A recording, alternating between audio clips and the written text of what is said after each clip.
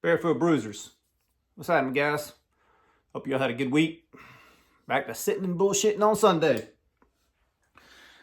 So right at the back, let me just say congratulations to Darkwater. He just had his first baby. I think I want to say he's a few years younger than I am, but not too many. And I could only imagine what his life has changed for him now. So anyway, if y'all don't know, Darkwater just had a baby girl. So congratulations, Darkwater.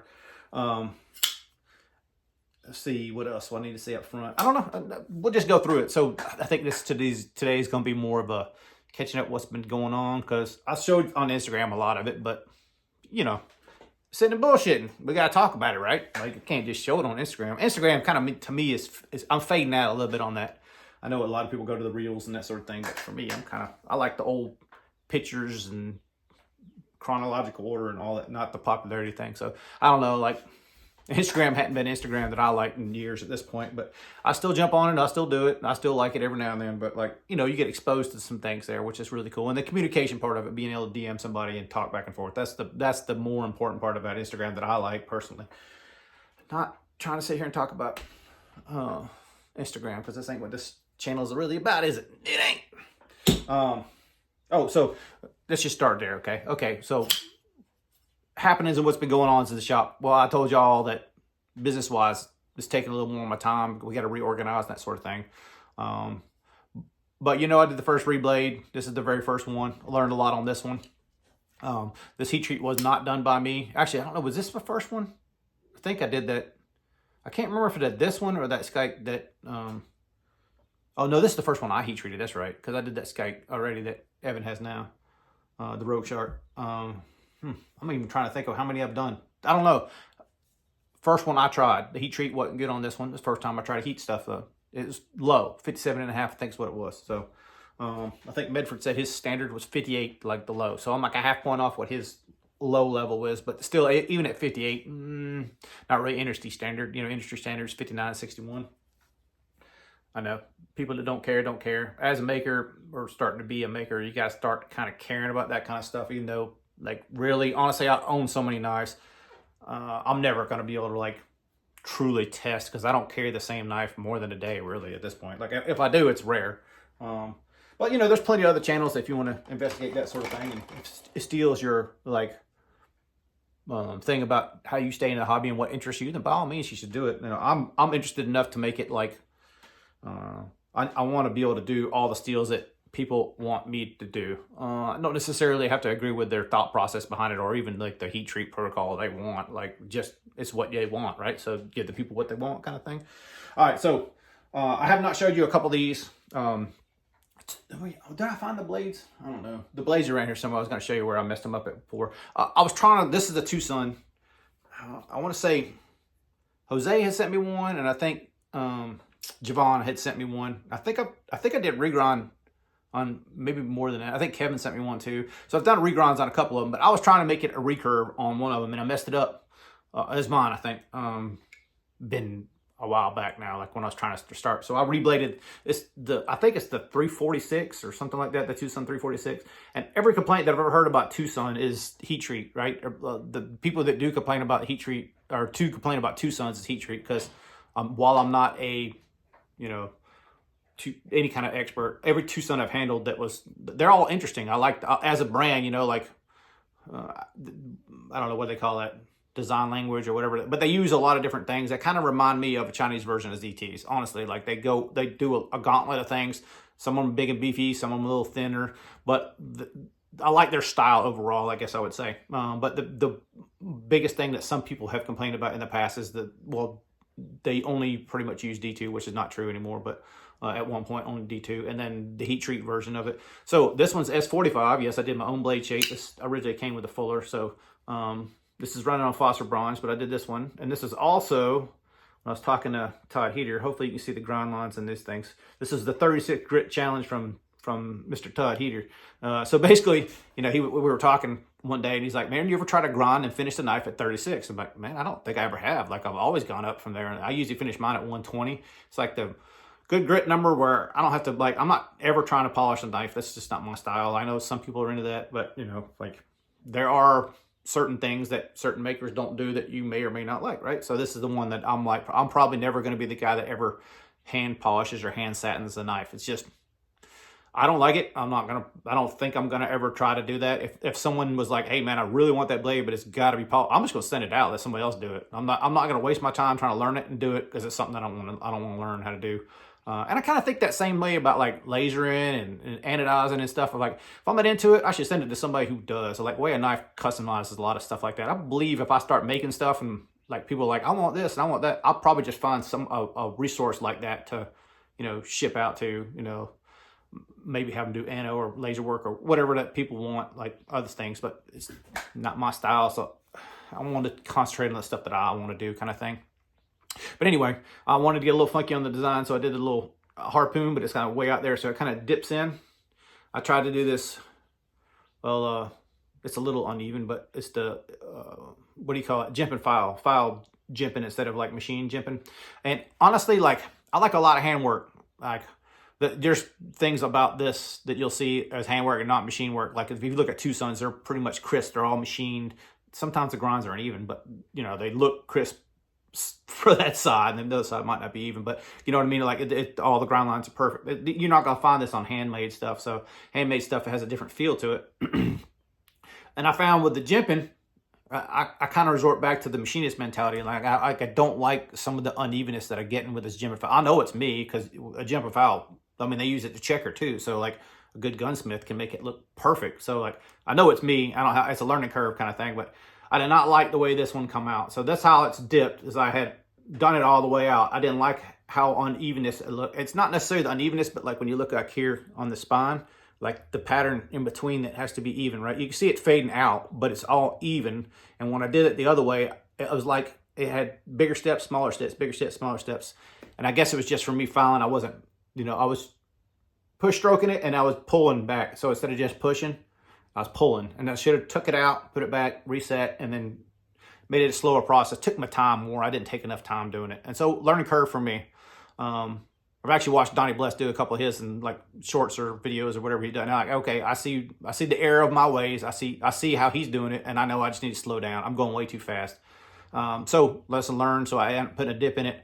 I was going to plan on making it a harpoon anyhow, but that harpoon was supposed to be back here, and ended up kind of like, to make it all look right, I kind of pushed it out the end. But it does kind of work. So like, if you're into that harpoon style stuff, I can definitely put my thumb on it and still be on the forward part of this. But overall, cool knife. I didn't even say what steel was. Everything I've been working on so far is S45. So this one is an S45. And it's thumb stud now, not the, what you call it. The other one just had the slot, kind of like a Praetorian or whatever. I don't know, I can't remember if it's the ball bull or just the ML slot. I don't remember. Memory doesn't serve me well, but anyhow, so pretty happy with this one. The other thing that I did with this one too is I learned how to grind that lock face, which you're not gonna be able to see on video as good. I learned a different method for grinding the lock face that I like better than all the previous ones I've done. So this one, I'm gonna call this one, because that me doing it, not necessarily the other ones I did, but the for my heat treat was the tier XL was number 1, the tier regular with 2 blades, so that's 2 and 3. So this is number 4 that I've heat treated and did the whole everything through for a folder was. So I'm gonna call this reblade number 4. Everybody's cool with it. That's kind of how my number in order. Where am I getting at on that? I lost my train of thought counting the numbers. All right, well, number 4 is pretty much just an exercise in like getting better. Like, I was thinking I was going to stop reblades and maybe not do reblades, but I'm thinking I want to do a couple of challenges. And I was talking to Billy from Apex Alchemy, which I guess is or isn't a channel anymore. I don't know. Operation what? I can't remember his podcast. Damn, sorry, Billy. Mine's blinking. Anyway, as soon as I turn the camera off, I'll remember, but right now I can't. Anyhow, I want to send that one and this one, the next one I'm about to show you, to him to get tested still. So whether he still has a channel or not and tells it or not, I don't know. I have an idea what that one was. I've tested that at the machine shop. I'm kind of using that as a, I know what the number was. I want to send it to Billy and see how close his machine was to the one that I tested at the old machine shop. This one has not been tested at all. So we'll go see what this one does. This is another Direware Solo that I had.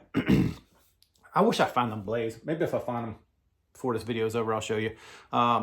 there was an S90 here at one time, and the S90, if you don't know, I think is like 90% of the Solo. I think that's how S90 worked. I can't remember. It's smaller, put it that way. And I was gonna try to reconfigure the blade. This is kind of like pre-stages before I started heat treating, before I started cutting out blanks. I was gonna try to take this Solo blade and put it in an S90. I can't remember the reason why, but it was something I thought I could do. And I got down to a critical dimension in which I don't remember what it was, and it didn't work. So I was like, well, shit, I've done messed the Solo blade up. I can't do that. And I had kind of envisioned that I was gonna do this Solo blade after the fact.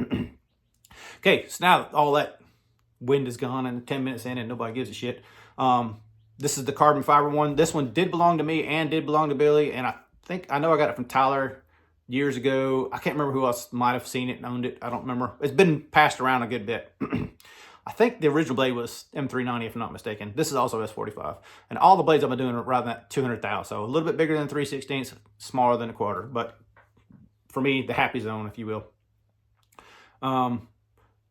So this one, I did put on bearings, and I got a new bearing that I really like, which is a multi-row bearing. But you can see, hopefully you can see in here that the tolerances between the blade and the sides is super tight. So that's one thing I was trying to work on. Like as I started, I kept that gap kind of big.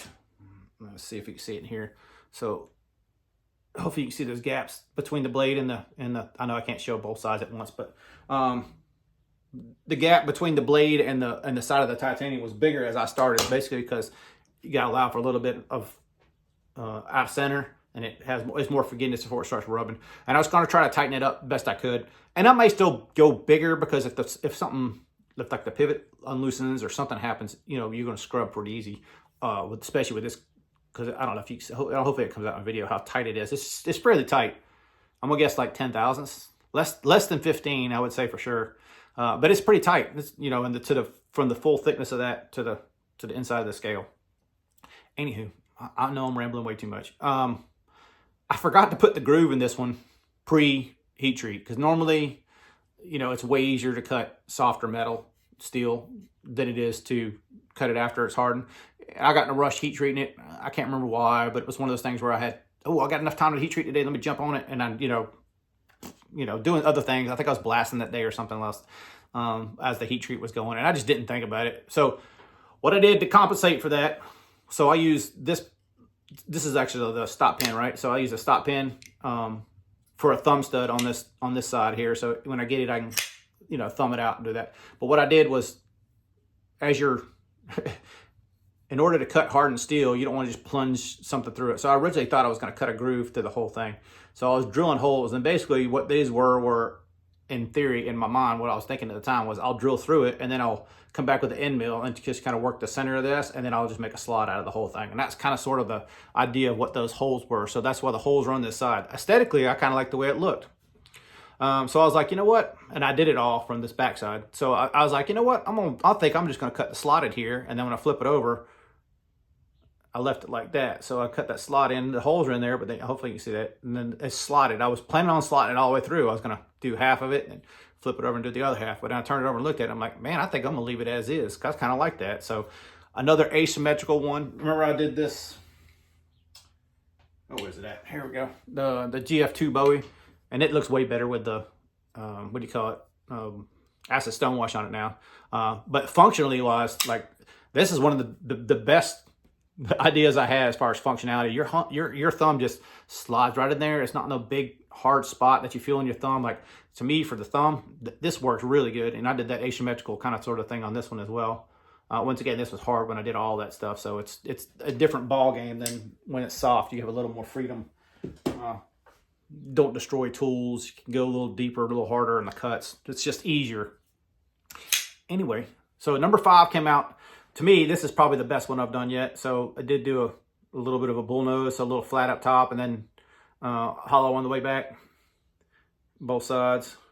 This kind of has a little dirty look to it. I kind of like it. I did reblast the titanium on this side, but I let the pocket clip was kind of sort of that. I don't know if he bronzes it or does another process like aluminum or black oxide or something like that. But anyway, you could see where I had this has been years ago. I reworked that pocket clip. I left some of that dark in there, but left some of the shiny spots too. And I kind of like how it looks kind of dirty and cool. I think it matches the rest of the knife. And some of the spots in here that you see in here were from heat treat, where I didn't get all that mill scale off, or whatever they call it. And you probably see it in those grooves as well there, where I come back and sand the flats. I like this texture on the sanded flats. I don't know if you guys can see that in the video or not. Hopefully it comes out. I think some of that texture in there, and there we go. So I like that textured look. I think it's moving forward. I think most of my stuff's going to have that kind of texture. Like Evan was saying, I'm 50 shades of gray, but I like the texture. So like, yes, it's all gray, but it does have different textures in it. Like this one especially, like you get and it's all stone wash too. So at this point, these were kind of sort of just kissed a little bit, kind of make them a little bit brighter. Sandblasted before I ground it, and before I machined it, I sandblasted everything. But I didn't do it like I was gonna do if I was gonna do aluminum oxide or blast, and only a blast. I would have try to make a more homogeneous finish, more even throughout, if that makes sense. Hopefully the words I'm using make sense. Anyway, 15 minutes in, I'm a rambling son of a bitch today. So it just happens. I'm really proud of this one, man, for multiple reasons, but this one turned out really nice. It is a light detent, but if you've ever handled direware, especially one that's non-flipper, they can be challenging, to open. He likes a strong detent. This one's not so much. This was definitely a lighter detent. I may go back and do a little bit of a tweak on this one, but like it has a detent. It's a good detent as far as like retaining the blade. It's fine, but it's weak, which is fine for this particular knife. For me, anyhow, like for my uses, I think it works just fine. The bearings in this one, I like it once again. I progressed from number 4 to number 5. Super happy with this one turned out. Both those are going to go to Apex Alchemy to get tested. The tier that I've showed you guys in the past went to Ultimate EDC for him to check out. He may or may not do a video on it, which I don't personally care if he does a video on it. I just wanted to send it to him because I knew he had a tier. I know he's doing a YouTube channel, and I figured I want to try to promote some of the channels that ain't been getting knives and stuff like that. I sent some to Nick a couple weeks ago too. That took forever to get there. FedEx was dragging their feet, and I was like, man, there's a lot of money sitting out there, and they took like 7 days to deliver a 2-day package. So, it happens sometimes. You gotta have faith in your shipper. So I knew FedEx would come through for me. It's just like, it may, the pucker factor was high on that one, because I probably sent him $3,000-$4,000 worth of knives, and it was just kind of sitting there and not doing anything. It's supposed to be there in 2 days, and here it is, day 5, day 6, and I'm like, where's it at? I'm sure y'all been through there. Let's do this one too. So I don't know if you can see it on the wall. Probably not. There's a Medford hanging, there's a fixed blade hanging over there. I'll get into that when I do the mods on it. But Brother Plethora of Nice is going through a little, well, not he not going through, but he has some family issues. If you're really interested, he's got a channel, and he posted a video about it. So anyway, he needed some money to free up some money to help some family. And it's a personal cause for me, because it just hit more personal. So I ended up buying back this Paragon for him and the Medford that's hanging on the wall. But it's a fixed blade. Y'all know I'm not super big on fixed blades, especially production fixed blades. Like, there's so many good makers like in the fixed blade realm that I rarely look to production to do or to buy a production fixed blade. Like, I don't think I even like look at them. I know some people do, but like me personally, like I'm all about the customs in that world. There's nothing about productions that appeal to me at all in fixed blade world. I've owned them, probably own more of them, but it's just not appealing to me at this point. But anyway, bought this Paragon back from him to help him out. So that's a reacquire for that one. I'm trying to not buy more knives, but that's really just saying, I'm just sitting here saying that shit because I'm still acquiring stuff. Like I sold a few to pay for that one. So that made me feel good, like move a few, buy one or two. I'm trying to go that way, like, sell some to get some kind of thing and not put more money into it, but it don't always work that way. Case in point, this one came out on, I want to say Blade Forums earlier this week. I want to say it was either Sunday or Monday. I can't remember what day it was. And I recognized the dude's name, so I knew he wasn't a scammer or nothing like that. As soon as it posted, I'm like, yeah, that's me. So I got this one super cheap. So this is a sleeper, another DSK to the collection. This was purple, and it did have some issues when it came to me, and I think that's why I got it super cheap. But I got it at a price where it was a no-brainer. Like, absolutely a no-brainer. Like, it was super cheap, under $300. So, like, you don't find DSKs, really. The cheapest I see DSKs are like $600. So, like, if you see one under $600, it's an automatic buy for me. Like, like they're not cheap knives. Maybe 500, you know, I don't know, like if you could fix it, like there's sometimes they might have issues. This one did have an issue. It was super simple. Basically, the pivot from Dan was a little too long and just needed to be trimmed. It was like a 10 thou trim or something like that I did on it. Like barely took any material off, and then everything tightened up, centered up, and was good to go. I could see where someone that didn't want to mess with it would sell it for cheap because they thought that was a, you know, not a well-made knife. And honestly, like it was probably one of those things where it had something on there when he tightened it. He didn't think about it. If you don't know, he presses in this side. So when you turn this side and you see the other side spin, either the press is oversized, like the pivot's been in and out too many times, which this was anodized, it probably had been out, or there's something else going on, and I was able to fine tune it and figure out what it was. But sleeper, this one's in frag. Obviously, I did my aluminum oxide blast into it. This is one of the ones that I got to kind of sort of sit here and think, do I want to put a little groove in that thing? Because there's plenty of room to get up in here and for a flick and make this multi-deployment. So I probably will do this one. I did do, you know, a few of those mods, and I think I posted them. I already showed you that one, and I think I showed you, didn't I show you that? Yeah, I showed you this one already, the stealth. What else did I do? Oh yeah, I blasted the Cobra. So if you remember, it was bronze with the black Cerakoted, everything else. The bronze was Cerakote. At first I wasn't sure. It has a weird feel to it, so I was like, I don't know, was that Cerakote? Is that a different coating? I don't know what it was. But, you know, as soon as I started blasting it, it's obvious it was Cerakote. So I think, personally, the Cobra looks much more my style. You know, beat up pocket clip, little beat up on the hardware, a little bit of wear and tear on the knife. Nice and gray and black. That's the style, brother. Or sister. That's so, you know, I did that and the Rogovitz at the same time. Rogovitz was a little bit harder to blast because multi-layered, the XR3 that had the American flag motif on it. I loved the airbrush part of it. It just wasn't me. That knife was not, I wasn't carrying it because of that. I was like, you know, as much as I love it how it was, I really wanted that knife to be mine, like 100% mine. Like, and now it is. Now it's mine. And I should have brought it out to show y'all too, but it's Instagram. If you're really interested in pictures, there's the Instagram. I did confirm the deal with Mr. George, and this one is now mine. This is that deluxe. So as we're talking about it, let's do this real quick, because most DSKs are a little beefier. Both of these are kind of a little bit on the this way, up and down, like between my finger and my thumb, this way, a little thinner than a lot of DSKs, but you can see they're very much right in the same wheelhouse. Now, obviously the deluxe is a little longer, but not by much. They're pretty close to the same, you know, in hand feel and that sort of thing. So I'm gonna say this, for the guys who just want to play with bruisers, that don't really know, I'm not, you know, you may not have huge hands or something like that, like same with this Paragon. It's thin this way. These two models are actually probably pretty good for if you want to, for a guy who wants a bruiser but doesn't really know how big bruisers really can get. I'm gonna recommend both these, the Deluxe and the Sleeper, because they're kind of sort of on that realm where like they kind of sort of feel like a ZT on steroids. Like, we'll put it that way. It's not obscenely big for me, a bruiser guy. I'm sure everybody that carries little knives would think these are, you know, obnoxiously huge. But they get much bigger, and especially a lot of DSKs, they get much bigger. The same with the Stealth. The Stealth is that size too. It's kind of like, if you're SMF, SNG, kind of like can go back and forth between the two, this is probably one that's in between those two. So it kind of sort of fill that same role, kind of the medium in between those two. SMF is kind of like bottom of the line for me, like to feel. Would I ever carry SMF, just an SMF right pocket? I'm going to have.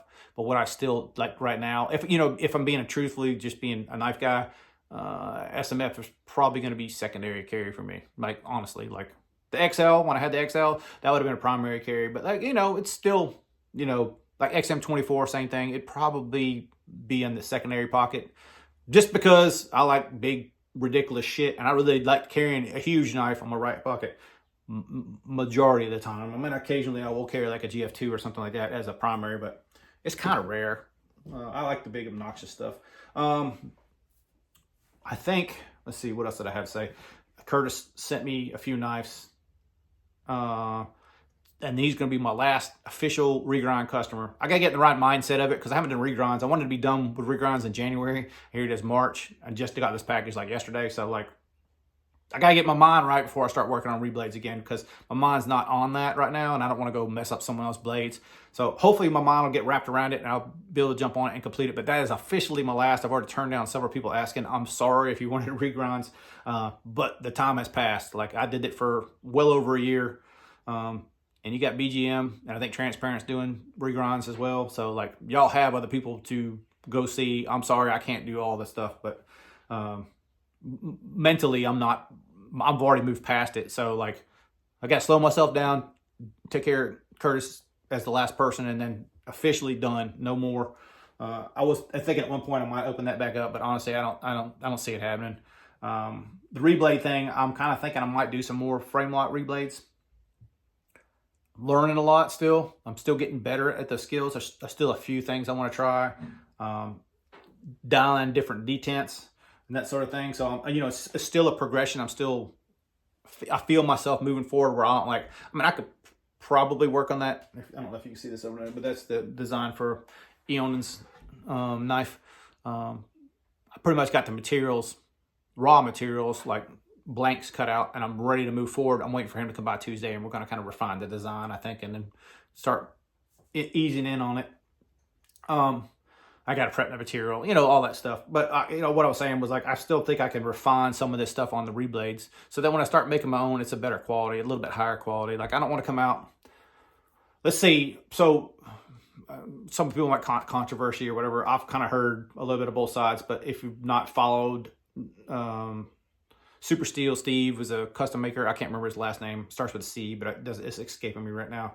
And USA Made Blade had a little, you know, he was supposed to make the blades. You know, hearing his story, I can totally see why it happened. The whole breakdown between the two was communication ultimately. But I like from his standpoint of a maker, like, I've heard another Instagram or YouTube knife maker say this, is like, knife making is not just knife making. You also have to have business skills, you know, the PR skills, you know, customer service skills. You have to have all these skills to be successful. So like, I'm sure the lesson was learned probably from on both sides, you know, like most breakdowns aren't just one individual. They're, you know, both parties have learned some things, whether they would do that again or not. But like, I don't want to come out the gate selling knives too cheap. And I'm thinking that's probably what had happened with this scenario, is the knives were sold cheap, where when something happens, you didn't have the money to buy the material to make the knives to make it all good again, even if it just broke even. And that's something that you probably got to factor in, at least a certain percentage of scrap rate.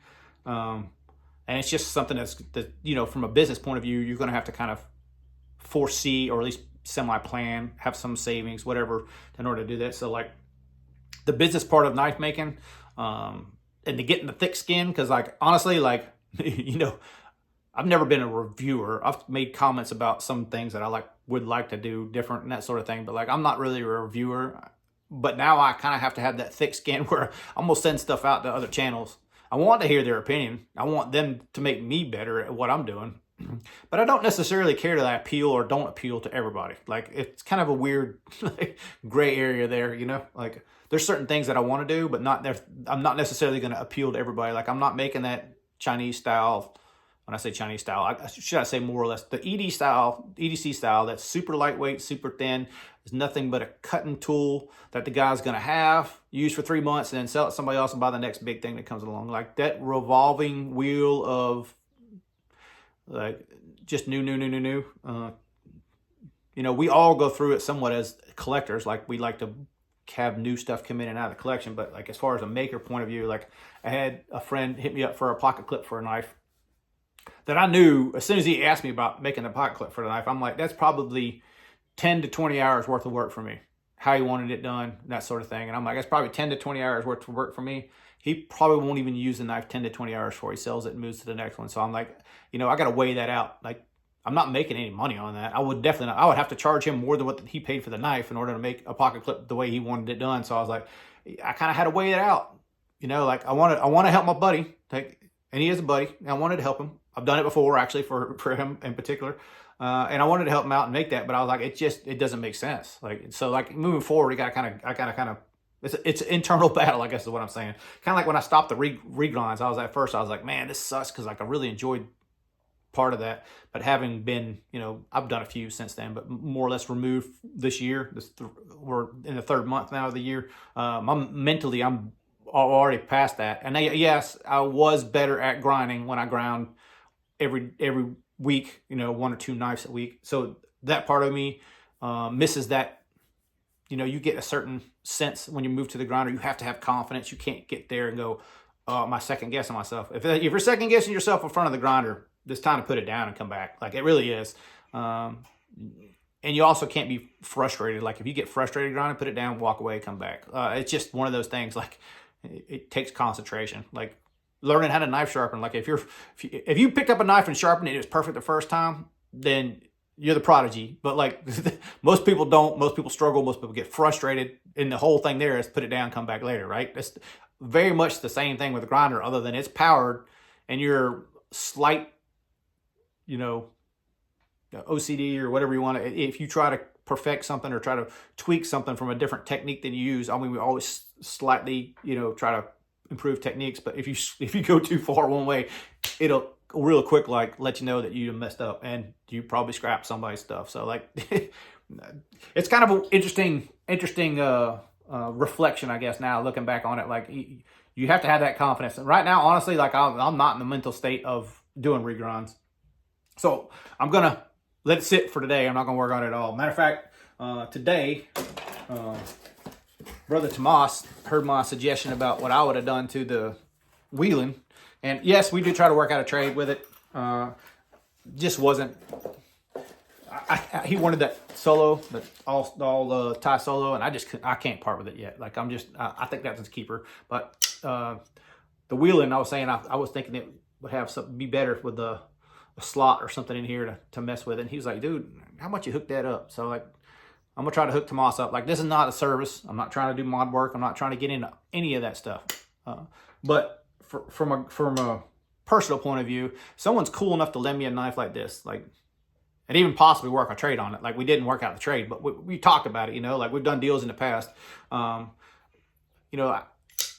Like, even like Denise, like, she had sent me that one to do a little fixing for her because she wasn't satisfied with the one that she got from Jeff Vandermeer, and I showed you, I think, last week. I don't mind doing a little bit of mod work here and there for them guys, like, and people like that are helping me, more or less. So I think I'm going to do the mod work for him. I'm not going to open up the books for nothing like that. But there are other people that are starting to get into it. Like, Paul's really starting to get into it. So if y'all into like the flipper deletes, adding the holes, that sort of thing, he's not doing regrinds. So he don't think he has equipment for that stuff. But I wouldn't be surprised you see him do some of the stuff like that in the future. He's doing really good with the tools he has. And he doesn't have much. And I see his work. Like, he's asking me detent questions, and he's asking the right kind of detent questions. So y'all look out for Paul. The black washes he does, like, I don't know if you've seen his black wash or not. He's the one that kind of cued me in on that. But like, his black washes are almost second to none. Like, he's doing a great job with that acid stone wash and the black oxide on top of it, the stainless black oxide or whatever he's using. His look good. So you have other options out there. Hopefully they'll get traction. I'm recommending him to y'all. To hopefully you guys go check him out if you're interested in that kind of work. I think that's it. 34 minutes, almost 34 minutes of me sitting here just running my mouth. Blade Show's coming up, Blade Show West. So I think that's next weekend. So if y'all are going, have a great time. I wish I could be there. I was still planning on going to Atlanta as of right now. That's kind of a fluid situation, depending on work, savings, all that other stuff. But I am planning on going as of right now. I plan on riding, so I'm not buying plane tickets. So I may just plan on going and then see what happens, kind of thing. So I'm not gonna buy the early bird or any of the classes or anything like that this year. But if y'all go to Blade Atlanta, I'll probably see you there. The guys that go on Blade Show West, y'all have a great time. I wish I could be there with y'all. I've never been to Blade Show West. I always kind of wanted to go to. It's like 1,000 miles, so like, it's not that hard of a ride. Like, day and a half. Like, you probably do 600, 700 miles one day and then the rest another day and still be able to go to the show and have fun. And it's a Friday, Saturday thing. So like, half of me is like, leave Wednesday night. You can get like 5 hours in and then finish the rest of the other half of the day next day and be at the show Friday. So like, half of me really wants to go, but the other half of me is like, the sensibility of it's like, probably doesn't really make sense. I'd have to hire somebody to work for me Friday and Saturday, possibly even Sunday. So like, 35 minutes now. it is what it is, man. Some days it's that way. Some days I just like to talk to the camera. I don't know. Maybe I had too much coffee. I don't know. Y'all be cool. We'll see you next week. Hopefully I didn't bore the shit out you. Later.